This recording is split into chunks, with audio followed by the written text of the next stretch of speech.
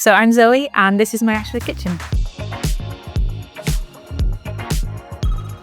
So we heard about Ashford Kitchens actually through a neighbour next door but one. So I went round for coffee and I was like admiring her kitchen. Where did you get this done? She's like, oh, we got it done at Ashford. So she really, really highly recommended them. And I guess we just took it from there really, got some contact details, went into the showroom and we were just really impressed with everything. Super professional, everything looked amazing in the showroom.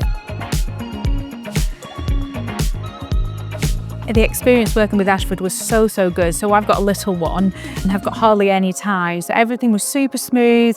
The guys came round originally, like they had a look at the current design, the current kitchen, chatted with us about what we wanted, which was such a fun conversation for me because we got to think about all the exciting things that we could do. And then one of my favourite bits was going into the showroom and going through all the appliances and all the details and getting to choose what we wanted and everything. So that was all really fun.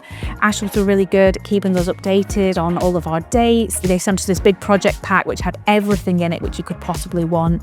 And then I guess the actual installation itself went so smoothly, considering it was in the middle of a massive house renovation. They made it super smooth.